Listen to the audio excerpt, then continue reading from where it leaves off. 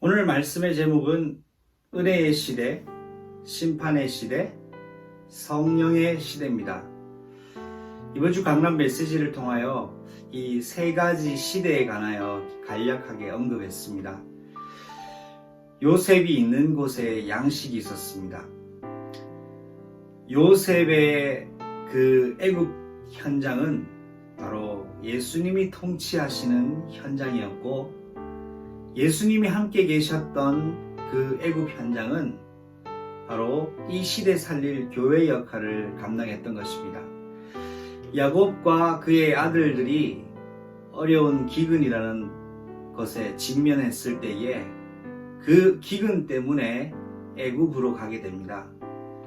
그래서 우리 인생에 당면하는 여러 가지 기근은 사실 기근으로만 볼 것이 아니라 하나님의 숨겨진 계획을 이루는 또 다른 방편이라는 것을 언약 가진 우리는 꼭 기억하고 오늘의 현장 속에서 인도를 받아야 되겠습니다. 첫 번째입니다. 지금은 은혜의 시대입니다. 누구든지 그리스도의 이름 부를 때마다 하나님은 은혜를 베푸시고 구원의 기회를 허락하시고, 어려운 인생의 기근과 시련을 만난 자가 정말 예수 그리스도를 만날 수 있는 오히려 최고의 기회이기 때문에 지금 시간표는 바로 은혜의 시간표가 분명합니다.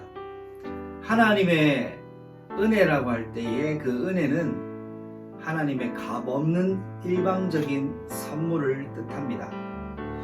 구원은 오직 하나님의 은혜로만 가능합니다. 에베소서 2장 8절 말씀에도 우리가 그 하나님의 은혜로 인하여 믿음으로 말미암아 구원에 이르게 되었다라고 말씀하고 있습니다. 구원은 나의 어떤 조건을 갖추어진 것 때문에 오는 결과가 아니라 하나님께서 값없이 주시는, 주권자가 허락하시는 하나님의 절대적 은혜입니다. 그래서 이 하나님의 은혜는 기근과 시련이라는 모습으로 우리 인생을 찾아올 수도 있습니다만, 그 기근과 시련이 우리를 망하게 하려는 목적이 아닌 언약 가진 자가 하나님의 숨은 계획을 이루는 그 계획 속에 들어가게 하시는 하나님의 숨겨진 또 다른 방편이라는 것을 여러분 오늘 이 아침에 언약 잡고 출발해야 되겠습니다. 두 번째입니다. 이 은혜의 시대가 마냥 은혜의 시대로만 마무리되지는 않습니다. 애굽에 7년의 대풍년의 시간표가 있었던 것처럼 7년의 대흉년의 시간표도 있었습니다. 우리 인생에도 하나님의 은혜의 시간표가 항상 영원하지는 않습니다. 그 은혜의 시간표에 만료되는 시간표가 있다는 겁니다. 그 은혜의 시간표에 종착역이 있다는 것이죠. 그래서 오늘 지금 저와 여러분이 항상 기억할 것은 바로 심판의 날입니다. 은혜의 시간표에 기억해야 될 것이 심판의 시대가 올 것이다 라는 것을 기억하고 우리는 오늘도 순간 선택을 하나님의 언약적 복음 선택과 성령 인도에 포커스를 맞추는 것이죠. 어떤 사람도 하나님을 속일 수 없습니다. 갈라디아서 6장 7절 말씀처럼 하나님은 업신여김 받으시지 않으시는 분입니다. 우리가 아무리 철저하게 계획을 한다 할지라도 하나님은 우리 인간의 알량한 지혜에 속으시는 분이 아니십니다. 그 심판의 날에는 모든 것이 드러납니다. 모든 것이 밝혀집니다. 그래서 언약 가진 지혜로운 사람은 지금 우리가 살고 있는 이 시간표, 오늘이라는 우리의 인생 시간표 속에 하나님 앞에서 사는 사람을 말합니다. 심판을 면하는 비밀은 오직 예수 그리스도의 공로밖에는 없습니다. 야고보서 5장 7절과 9절 말씀에 심판을 면할 비밀과 언약을 오늘 우리에게 말씀하고 계신데, 여러분 오늘도 그 심판이 나에게서 지나가는 비밀은 바로 예수 공로가 내 인생의 공로가 되어지는 것입니다. 세 번째입니다. 지금은 뭐니 해도 성령의 시대입니다. 은혜의 시대 속에 심판의 시대를 대비할 최고의 비밀은 오늘 저와 여러분 그의 교회가 성령의 시대를 대비하고 준비하고 누리는 겁니다. 성경 마태복음 25장 말씀 4절에 보니까 10처녀의 비유가 말씀이 나와 있죠.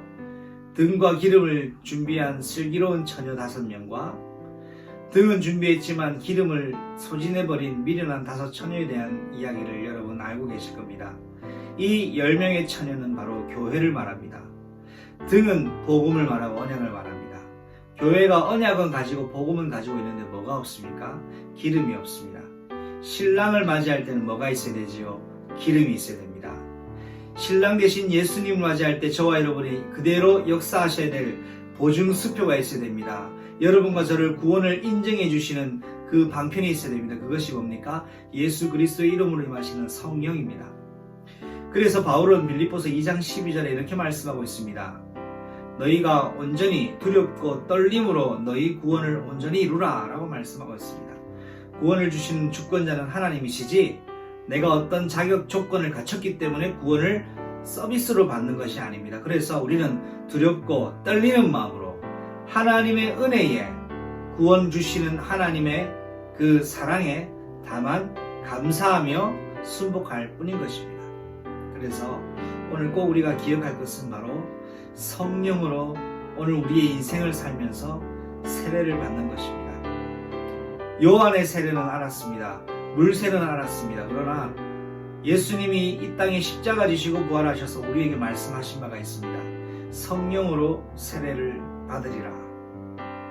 예수님의 십자가 사건으로 우리는 하나님의 보좌 앞에 나갈 자격적인 조건을 허락받습니다.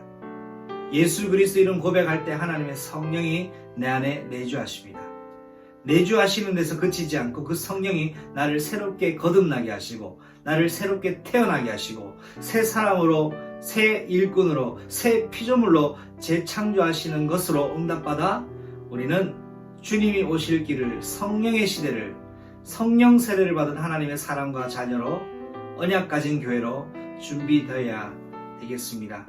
오늘 사도행전 2장 38절 말씀을 온종일 가슴에 언약으로 잡고 묵상하며 기도하시면서 우리를 오직 그리스도 앞에 설 수 있는 온전한 비밀인 십자가 보혈, 그래서 회개하는 하나님의 사람으로서 그리스도의 성령의 세례로 더불어 성령의 선물을 충만히 구원받는 귀하고 복된 날 되시기를 예수님의 이름으로 축복합니다.